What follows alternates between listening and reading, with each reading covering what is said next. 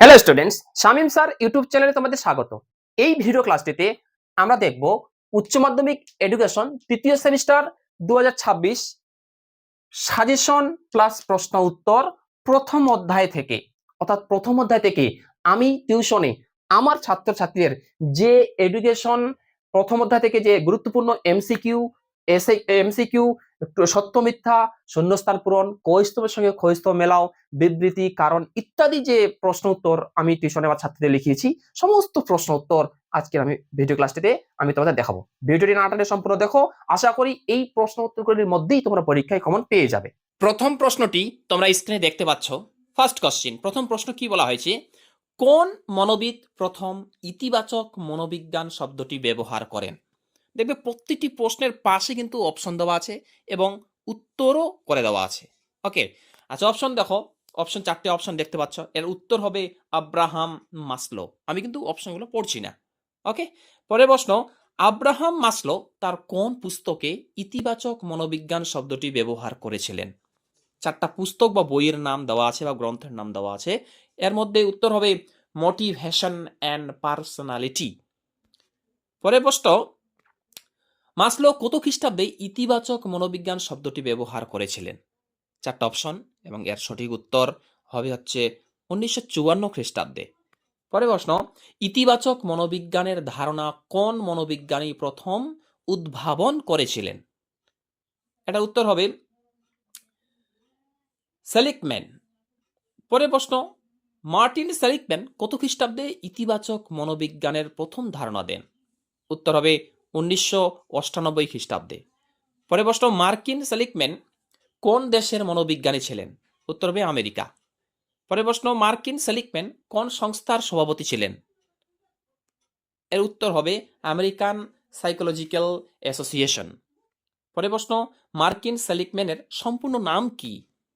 আমরা উত্তরটি দেখে নিব। এর উত্তরটা হবে মার্টিন এলিয়াস পিটার সেলিকম্যান। পরের প্রশ্ন, ইতিবাচক মনোবিজ্ঞানের জনক কাকে বলা হয়? উত্তর হবে মার্টিন সেলিকম্যানকে। পরের প্রশ্ন, ইতিবাচক মনোবিজ্ঞান কোন বিজ্ঞানের শাখা? এটা উত্তর হবে মনোবিজ্ঞানের শাখা। পরের প্রশ্ন, কত খ্রিস্টাব্দে প্রথম ইতিবাচক মনোবিজ্ঞানের সামিট অনুষ্ঠিত হয়েছিল? এই ইতিবাচক মনোবিজ্ঞানের সামিট অনুষ্ঠিত হয়েছিল 1999 খ্রিস্টাব্দে। পরের প্রশ্ন, 1999 খ্রিস্টাব্দে ইতিবাচক মনোবিজ্ঞানের সামিট প্রথম কোথায় অনুষ্ঠিত হয়েছিল? উত্তর হবে লিনকন। পরের প্রশ্ন, লিনকনে কতদিন ধরে ইতিবাচক মনোবিজ্ঞানের আলোচনা হয়েছিল? এটা উত্তর হবে সেপ্টেম্বর মাসের 9 থেকে 12 তারিখ পর্যন্ত। মনে রাখবে এই প্রশ্নগুলি কিন্তু বাছাই করা প্রশ্ন। এই অধ্যায় থেকে আরো অনেক প্রশ্ন আছে, তবে এই কয়েকটা প্রশ্ন তোমরা ভালোভাবে পড়বে, কারণ এই প্রশ্নগুলি আমি আমার ছাত্রছাত্রীদের দিয়েছি।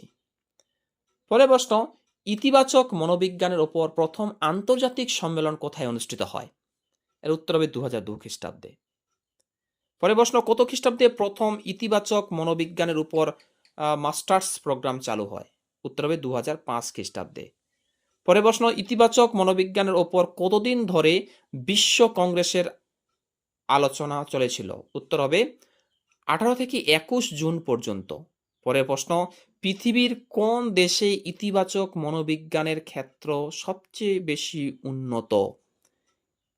এর উত্তর হবে সবকটি, মানে মার্কিন যুক্তরাষ্ট্র উত্তর হবে, পশ্চিম ইউরোপও হবে এবং অস্ট্রেলিয়াও হবে। পরের প্রশ্ন, যে মানুষের উন্নতি ও সুস্থতার বৈজ্ঞানিক অধ্যয়নকে কি বলা হয়? উত্তর হবে ইতিবাচক মনোবিজ্ঞান। পরের প্রশ্ন, একটা গ্রন্থ, একটা উদ্ধৃতি এখানে দেওয়া আছে যে positive psychology is the scientific study of human strengths and virtues. কোন মনোবিজ্ঞানী বলেছেন এই কথাটা? এটা উত্তর হবে মার্টিন সেলিকম্যান। পরের প্রশ্ন, ইতিবাচক মনোবিজ্ঞানের মূল কথা কি? ইতিবাচক মনোবিজ্ঞানের মূল কথা হলো, উত্তর হবে মানুষ ও সম্প্রদায়ের শক্তি ও গুণাবলীর বিকাশ সাধন। পরের প্রশ্ন, আধুনিক শিক্ষায় ইতিবাচক মনোবিজ্ঞানের ভূমিকা কোনটি? উত্তর হবে সবকটি, মানে 3টি তোমাদের মনে রাখতে হবে, তাহলে উত্তর সবকটি হয়ে যাবে। পরের প্রশ্ন, আধুনিক শিক্ষায় ইতিবাচক মনোবিজ্ঞানের ভূমিকা কোনটি নয়, এবং নয় বলছে কিন্তু, এটা উত্তর হবে স্থিতিস্থাপকতা। হ্রাস। পরের প্রশ্ন, মার্কিন সেলিগম্যান কত খ্রিস্টাব্দে পার্মা মডেলটি প্রকাশ করেন? এটা কিন্তু খুব গুরুত্বপূর্ণ একটা প্রশ্ন। ওকে, এর উত্তরটা হবে কিন্তু 2011 খ্রিস্টাব্দে। খুবই গুরুত্বপূর্ণ ওটা কিন্তু, হ্যাঁ। পরের প্রশ্ন, মার্টিন সেলিগম্যান কোন পুস্তকে পার্মা শব্দটি প্রকাশ করেছিলেন? পুস্তক মানে বইটির নাম কি? উত্তর হবে ফ্লোরিশ। দেখো, ফ্লোরিশ। পরের প্রশ্ন, পার্মা মডেলটি কয়টি উপাদানের সংমিশ্রণ? উত্তর হবে 5টি। পরের প্রশ্ন, পার্মা মডেল শিক্ষার্থীর মধ্যে কি তৈরি করে দেয়? উত্তর হবে সফল জীবনের ভিত্তি।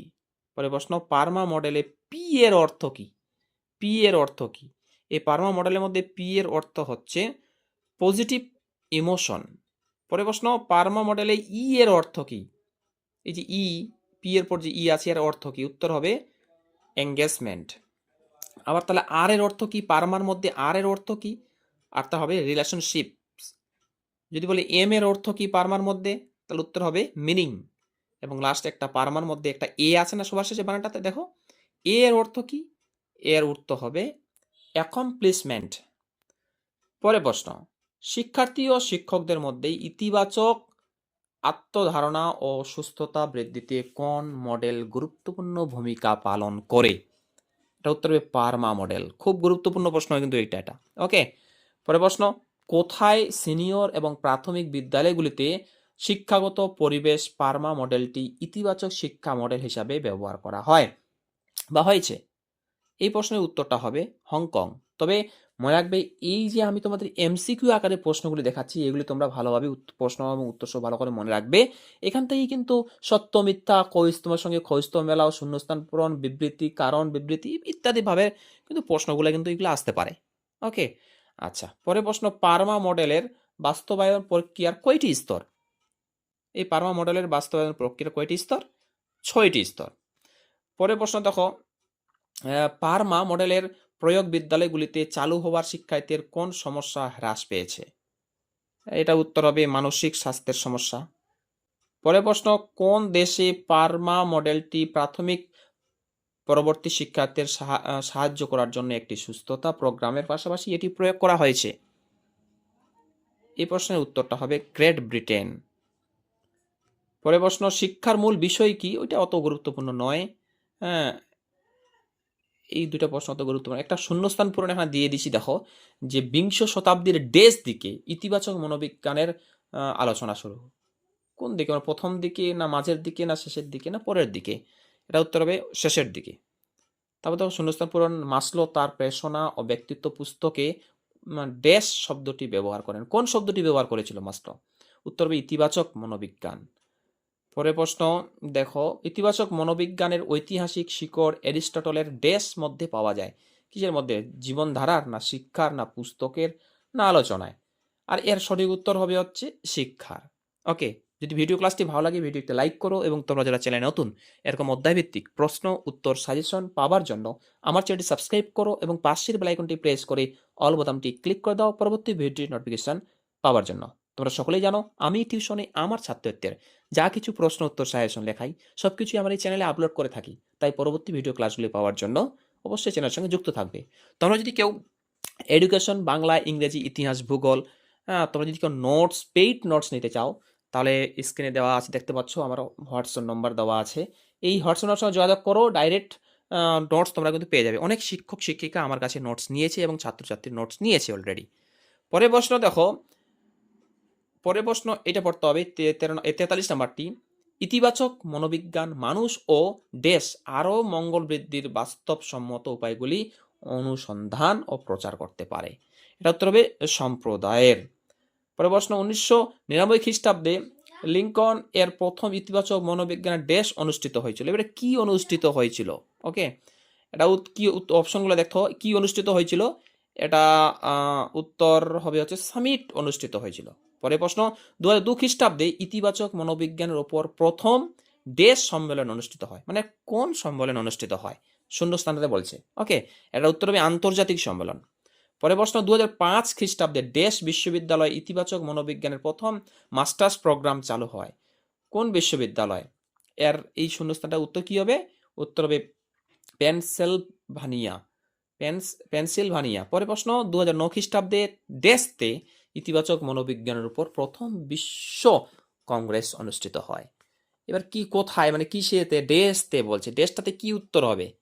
উত্তর হবে ফিলাডেলফিয়া। ওকে, তারপরে প্রশ্ন দেখো কি বলছে এখানে। দেখো এতগুলো প্রশ্ন তোমাদের কিন্তু দেখানো সম্ভব নয়, তাই না? এখানে কিন্তু অনেক প্রশ্ন আছে। আর এই পিডিএফটি তোমরা যদি কেউ নিতে চাও, তাহলে আমি পিডিএফটি নেওয়ার তোমার রাস্তা আমি বলে দিচ্ছি। তোমরা স্ক্রিনে দেখতে পাচ্ছ যে আমার গুগলে গিয়ে তোমরা সার্চ করবে এই লেখাটি। ওকে, www.samimsar.in এই লেখাটি সার্চ করলে আমার ওয়েবসাইট খুলে যাবে। ওখান থেকে দ্বাদশ শ্রেণীর মধ্যে যাবে, দ্বাদশ শ্রেণীর তৃতীয় সেমিস্টারের মধ্যে যাবে। ওইখানে দ্বাদশ শ্রেণীর তৃতীয় সেমিস্টারের মধ্যে সমস্ত নোটস আমি ওইখানে আগেই আপলোড করে দিয়েছি।